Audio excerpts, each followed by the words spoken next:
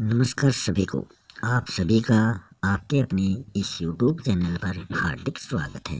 आज हम आपके सामने जो टॉपिक प्रस्तुत करने जा रहे हैं वो हिंदी व्याकरण से संबंधित बहुत ही इम्पोर्टेंट टॉपिक है। तो आज हम देखने वाले हैं कि काल क्या होता है। इंग्लिश में इसको टेंस कहा जाता है और हिंदी में ये काल होता है। काल का अर्थ होता है समय। तो इसकी परिभाषा देख लेते हैं। क्रिया के होने के समय का बोध कराने वाले जो शब्द होते हैं वो क्या कहलाते हैं? वो काल कहलाते हैं। क्रिया मतलब किसी काम का करना या होना जहाँ पाया जाता है वो क्रिया कहलाती है। काल के मुख्य रूप से 3 भेद होते हैं।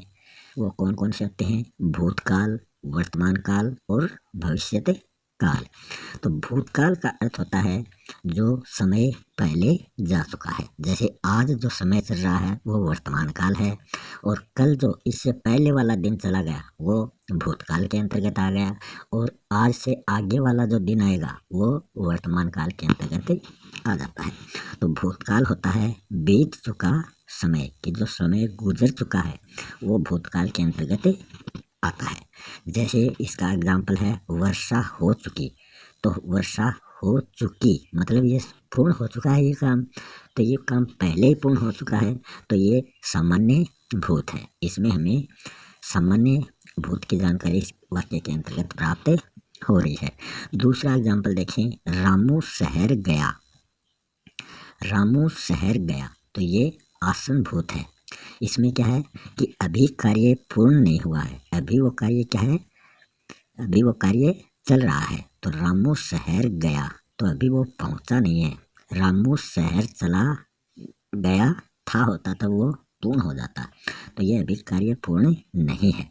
अगला उदाहरण है, लता ने पत्र लिखा था। ये पूर्ण कार्य हो गया क्योंकि उसने पत्र लिख लिया है तो उसने काम पूरा कर लिया। तो ये पूर्ण भूत है कि बहुत समय पहले कार्य उसका पूर्ण हो चुका है। अगला उदाहरण है, मैं पढ़ रहा था। तो पढ़ रहा था तो इसके अंतर्गत हम ये अंदाज़ा नहीं लगा सके कि वो अभी भी पढ़ रहा है या पहले पढ़ चुका। तो ये अपूर्ण भूतकाल के अंतर्गत ये उदाहरण आता है क्योंकि ये कार्य अभी पढ़ रहा था मतलब चल रहा है। ये कार्य समाप्ति का पता इसके अंतर्गत हमें नहीं चलता। वही क्या होता है? अपूर्ण भूतकाल होता है। अगला उदाहरण है, उसे नींद आ गई होगी। तो उसे नींद आ गई होगी, होगी मतलब संदेह हमें। तो ये संदिग्ध भूतकाल के अंतर्गत ये उदाहरण आता है कि होगा होगी जहाँ संदेह प्रकट करेंगे तो वो संदिग्ध भूत हो जाएगा। यदि अगला उदाहरण है, यदि वर्षा होती तो फसल अच्छी होती। तो ये वर्षा पर हमें वर्षा के कारण ये फसल अच्छी हो रही है। तो यहाँ हेतु मध्य भूतकाल हमें देखने को मिलता है क्योंकि यहाँ कारण का भाव प्रकट किया जा रहा है कि अगर वर्षा नहीं होगी तो फसल भी अच्छी नहीं होगी। तो यदि तो इनसे ये उदाहरण जुड़ा होने के कारण यहाँ हेतु मध्य भूतकाल हमें देखने को मिलता है। तो ये भूतकाल के ये इतने उदाहरण जो यहाँ दिए गए हैं तो ये भूतकाल के वेदों के उदाहरण यहाँ आपको देखने को मिले हैं। तो एग्जाम में इनसे संबंधित कोई भी उदाहरण आपसे पूछें तो आप इनके आधार पर पता लगा सकते हो कि वो कौन से भूतकाल का उदाहरण है। चुकी आ जाए तो कर देना सामान्य भूत, गया आ जाए वाक्य में तो कर देना आसन भूत, और लिखा था आ जाए तो आपको पूर्ण भूत करना है, और रहा था आ जाए तो अपूर्ण भूत करना है, और होगी आ जाए तो आपको संदिग्ध भूत करना है, और यदि तो आ जाए तो आपको हेतु मध्य भूतकाल करना है। तो ये सिर्फ यहाँ आपके पहचान के आधार पर ये छोटे छोटे उदाहरण दिए गए हैं। तो ये वीडियो ज़्यादा बड़ा नहीं हो इसलिए हमने केवल मुख्य बातें जो आपके लिए काम की हैं उन्हीं बातों को हमने यहाँ संकलित किया है। दूसरा काल आता है वर्तमान काल। वर्तमान काल क्या होता है? जो समय अभी चल रहा है, मतलब करंट में जो कार्य चल रहा है, जो टाइम चल रहा है वो क्या है? वर्तमान काल के अंतर्गत आता है कि अभी चल रहा जो समय है वो वर्तमान काल की श्रेणी में आता है। इसके उदाहरण हम देखते हैं और इसके जो भेद हैं वो इन उदाहरणों से हम देखेंगे। बच्चे खेलते हैं, खेलते हैं आ गया है, सामान्य वर्तमान काल का ये बोध कराता है। इसमें ता ते ती, खेलते में ते आ गया और आगे हैं आ गया, तो ये ते हैं ये सामान्य वर्तमान काल का बोध करा रहे हैं। ऐसे ही दूसरा उदाहरण है सोनू पढ़ रहा है, तो पढ़ रहा है उसमें था पढ़ रहा था, और पढ़ रहा था तो भूतकाल में था, और इसमें पढ़ रहा है तो रहा है मतलब अपूर्ण, अभी उसने ये कार्य पूर्ण नहीं किया है, कि अभी उसका ये कार्य कंटिन्यू मतलब लगातार चल रहा है। इसलिए इसकी पहचान क्या है, हा ही है। जैसे पढ़ रहा हा गया, पढ़ रहे हे आ जाता, पढ़ रही ही आ जाता, तो ये जहाँ आ जाते हैं वहाँ अपूर्ण वर्तमान काल का प्रयोग किया जाता है। आगे है आना जरूरी है, क्योंकि वर्तमान की पहचान ही क्या है या है, और भूतकाल की मुख्य पहचान क्या है, था। फिर आता है आगे उदाहरण आता है बच्ची रोती होगी, तो होगी से क्या पता चल रहा है हमें, उसमें संदेह प्रकट हो रहा है, तो यहाँ संदिग्ध वर्तमान काल का प्रयोग इस उदाहरण में हमें देखने को मिलता है। संदिग्ध वर्तमान काल की पहचान क्या होती है, जैसे जाती होगी, जाते होंगे, ता ती ते के आगे होगा होंगी होंगे, ऐसे जब शब्द आ जाएं तो वहाँ संदिग्ध वर्तमान काल आपको देखने को मिलता है। और एग्जाम में अगर इससे संबंधित कोई भी उदाहरण अन्य उदाहरण आपके पास आ जाए तो आप उनकी पहचान कर सकते हो। तीसरा जो काल का भेद है वो है भविष्य काल, मतलब आगे आने वाला जो समय है वो भविष्य काल के अंतर्गत आता है। तो आने वाला समय जो है वो भविष्य काल होता है। इसमें उदाहरण देखते हैं, तुम फुटबॉल खेलोगे, मतलब अभी खेले नहीं हो, खेलोगे, तो ये सामान्य भविष्य काल है। तो सामान्य भविष्य काल का ये उदाहरण है।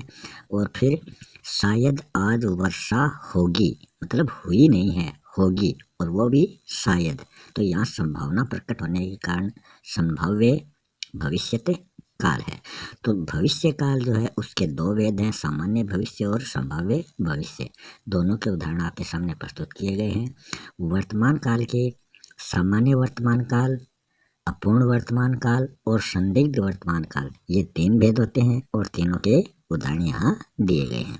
भूतकाल के कितने होते हैं, सामान्य भूतकाल, आसन भूतकाल, पूर्ण भूतकाल, अपूर्ण भूतकाल और संदिग्ध भूतकाल और हेतुमद भूतकाल, तो ये भूतकाल के भेद हैं। तो इस प्रकार हमने काल से संबंधित कुछ जो महत्वपूर्ण उदाहरण हैं और इनकी जो पहचान है वो कैसे की जाती है उसके बारे में अध्ययन कर लिया है। अब हम देखने जा रहे हैं वाच्य। वाच्य क्या होता है, वाच्य का अर्थ होता है बोलने का जो विषय है, कि किस विषय पर हमें बोलना है, वो वाच्य कहलाता है। क्रिया का प्रधान विषय जो होता है वो कर्ता होता है, क्रम होता है, भाव होता है। तो ये क्रिया के प्रधान विषय हैं कर्ता, क्रम, भाव। अब हम देखते हैं इसके वाच्य के जो भेद हैं वो हम देखते हैं। सबसे पहले है कर्तृवाच्य, उसके बाद में दूसरा भेद है क्रमवाच्य और तीसरा भेद है भाववाच्य। अब हम देख लेते हैं कि हम कैसे इनको पहचाने कि कौन सा कर्तृवाच्य है, कौन सा क्रमवाच्य है और कौन सा भाववाच्य है। तो लिंग वचन पुरुष कर्ता के अनुसार बदलते हैं, वहाँ कर्तृवाच्य होता है। कि लिंग वचन पुरुष जो है वो कर्ता के अनुसार बदलेंगे, कर्ता जैसा होगा वैसा ही लिंग होगा। लिंग के दो भेद होते हैं, पुल्लिंग और स्त्रीलिंग। ऐसे ही वचन भी कर्ता के अनुसार होगा कि वचन एक वचन है या बहुवचन है। ऐसे ही पुरुष भी कर्ता के अनुसार होगा, उत्तम पुरुष, मध्यम पुरुष, अन्य पुरुष। तो ये सभी कर्ता के अनुसार हो वो कर्तृवाच्य कहलाता है। जैसे उदाहरण देखते हैं, राम दौड़ता है, तो राम दौड़ता है। तो यहाँ एक वचन है, राम पुल्लिंग है, तो यहाँ राम दौड़ता है होगा। सीता दौड़ती है, मतलब सीता दौड़ती है, तो यहाँ लिंग चेंज होने पर वो क्रिया भी इसकी चेंज हो गई, दौड़ता की जगह दौड़ती हो गई। फिर बच्चे दौड़ते हैं, यहाँ भी जो क्रिया है वो कर्ता के अनुसार आई है, मतलब बच्चे दौड़ते, तो बच्चे बहुवचन है तो क्रिया भी बहुवचन हो गई। तो लिंग वचन पुरुष इनके अनुसार जो है वो कर्ता होता है, तो क्रिया भी इन्हीं के अनुसार बदलती है, तो वो कहलाता है कर्तृवाच्य। तो ये इसकी पहचान है कि क्रिया जो है वो कर्ता के अनुसार होती है। दूसरा देखते हैं क्रमवाच्य। इसमें क्या होता है, इसमें क्रिया जो होती है वो कर्ता के अनुसार न होकर के कर्म के अनुसार वो क्रिया प्रयुक्त होती है। पहले कर्तृवाच्य में तो कर्ता के अनुसार क्रिया थी, और कर्मवाच्य में जो क्रिया है वो कर्म पर प्रधान होने के कारण कर्म के अनुसार वो क्रिया होती है। जैसे राम द्वारा पुस्तक पढ़ी जाती है, तो यहाँ राम पुल्लिंग है और एक वचन है, तो इसका वाक्य बन गया राम द्वारा पुस्तक पढ़ी जाती है। फिर सीता जो है इसमें लिंग चेंज हो गया, सीता स्त्रीलिंग हो गई, तो भी वाक्य आगे ऐसा का ऐसा रहेगा, सीता द्वारा पुस्तक पढ़ी जाती है। तो आगे वाले वाक्य में कोई चेंज नहीं हो रहा है, तो इसलिए इसमें कर्म प्रधान ये वाक्य है। बच्चों द्वारा पुस्तक पढ़ी गई, बहुवचन होने पर भी आगे कोई चेंज नहीं है, मतलब कर्म जो है वो वैसा का वैसा है और क्रिया जो है वो कर्म के अनुसार है। तो राम सीता बच्चे तो क्या है, कर्ता है, तो इनके अनुसार ये क्रिया नहीं है। पुस्तक क्या है, पुस्तक कर्म है, तो इस पुस्तक के अनुसार यहाँ क्रिया प्रकट की गई है, तो वो कर्मवाच्य होता है। तो द्वारा जिस भी उदाहरण में आपको मिल जाए वो आप कर्मवाच्य कर सकते हैं। और ये जो उदाहरण है ये सक्रामक क्रिया के हैं, मतलब कर्म सहित जहाँ क्रिया हो वो सक्रामक क्रिया कहलाती है। क्रिया के दो भेद होते थे, सक्रामक और अक्रमक। सक्रामक क्रिया में कर्म प्रधान होता है और अक्रमक क्रिया में कर्म नहीं होता। फिर वाच्य का तीसरा भेद जो है भाववाच्य, वो देख लेते हैं। इसमें जो क्रिया है वो एक वचन होगी, पुल्लिंग अन्य पुरुष में ये क्रिया जो है वो एक वचन पुल्लिंग व अन्य पुरुष में होती है। जैसे राम से दौड़ा नहीं जाता, तो दौड़ा नहीं जाता। सीता से दौड़ा नहीं जाता, तो यहाँ उनसे जो भाव है वो नहीं किया जा रहा कि राम से भी दौड़ा नहीं जा रहा, पुल्लिंग होने के कारण भी आगे चेंज नहीं है, और सीता से भी नहीं दौड़ा जा रहा, तो क्रिया जो है वो एक वचन पुल्लिंग व अन्य पुरुष में होती है। कौन से वाच्य में, भाव वाच्य में। तो नहीं का बोध कराने वाले जो भी उदाहरण आते हैं वाच्य में वो आपको करने हैं भाव वाच्य। अब हम इनमें अंतर देख लेते हैं, कर्तृवाच्य, कर्मवाच्य, भाववाच्य। कि कर्तृवाच्य से हम कर्मवाच्य बनाएंगे कि उसमें हमें द्वारा जोड़ना है, तो वो किस प्रकार बनेंगे, तुमने पत्र नहीं लिखा, तो ये कर्तृवाच्य है। नहीं वैसे भाववाच्य में भी आता है, मगर यहाँ तुमने के आधार पर ये कर्तृवाच्य, इसमें कर्ता प्रधान है। तो तुमने पत्र नहीं लिखा, यह तो कर्तृवाच्य का उदाहरण है।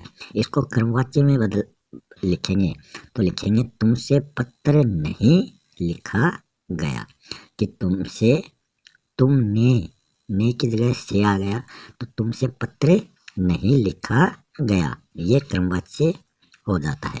फिर देखते हैं कर्तृवाच्य से भाववाच्य बनाना, मतलब 1 से 3 वाला बनाना है हमें। तो इसमें कैसे बनाएंगे, वह आए, ये तो कर्तृवाच्य है, और इसका भाववाच्य बनाएंगे तो वो बन जाएगा उसके द्वारा आया जाए, ये इसका भाववाच्य बन चुका है। फिर क्रमवाच्य से कर्तृवाच्य बनाए, 2 से 1 नंबर वाला बनाएंगे तो क्या होगा, कर्मवाच्य है मेरे द्वारा दूध पिया गया, द्वारा आ गया कर्म में, तो दूध क्या इसमें कर्म है, तो क्रिया जो है वो कर्म के अनुसार यहाँ प्रकट हो रही है। तो इसका हम कर्तृवाच्य बनाए तो बन जाएगा मैंने दूध पिया। फिर है इसमें जो क्रिया आई है पिया, ये कर्ता के अनुसार आने के कारण ये कर्तृवाच्य है।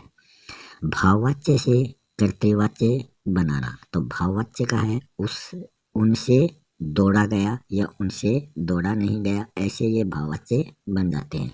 इसका हम कर्तृवाच्य बनाए, मतलब कर्ता प्रदान करना है हमें, तो वे दौड़े, ये इसमें कर्ता प्रदान हो गया। तो ये हमने देख लिया कि कैसे वाच्य बदलते हैं, कैसे ये अपना रूप बदलते हैं। तो जो उदाहरण आए एग्जाम में, वो चाहे कोई सा भी उदाहरण आ जाए, आप इन बिंदुओं के माध्यम से उसको सही कर सकते हैं, उसकी पहचान कर सकते हैं कि वो कौन सा वाच्य है। इसी के साथ आपसे विदा लेते हैं, मिलते हैं नेक्स्ट वीडियो में नए टॉपिक के साथ। तब तक के लिए धन्यवाद।